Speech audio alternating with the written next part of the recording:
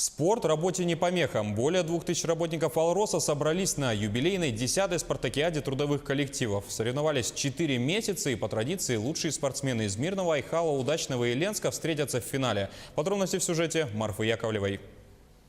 4 месяца, 22 организации, более 10 видов спорта. Юбилейная 10-я спартакиада вновь собирает спортивные и активные коллективы «Алроса». Многие участвуют не впервые, доказывая, что в здоровом теле здоровый дух. 100 метров на скорость по нормативам ГТО. Для бегунов легкий ветер в солнечный день как награда. Отлично. Еще бы раз. С удовольствием. Спорт – это круто. Работники «Алроса» ежегодно собираются на спартакиаде трудовых коллективов. На Мирнинской площадке лучших выявляют в 14 видах спорта. Как признаются многие, участвуют не ради медалей и грамот. Марина уже более 10 лет проверяет свои силы на спартакиаде. И для нее это уже больше, чем соревнование. У меня это жизнь, образ жизни мой. У меня 3 детей, но я нахожу всегда время прийти в спортзал и позаниматься. На этапах многоборья спортсмены выкладываются полностью. Проверяют свою выносливость на беге, прыжках в длину, подтягиваниях и отжиманиях.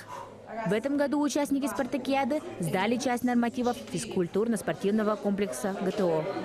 Видно, что люди занимаются. Есть отдельные виды, да, конечно, к ним нужна специальная подготовка. Но скажу, что общий процент подготовленности неплохой. В рамках спартакиады соревновались и семьи. На теннисе, эстафете и туристической полосе препятствий встретились 9 команд.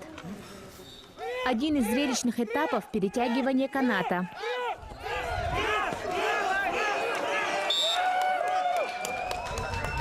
Это большой праздник. Во-вторых, это время, которое я могу провести вместе с коллегами в выходной день.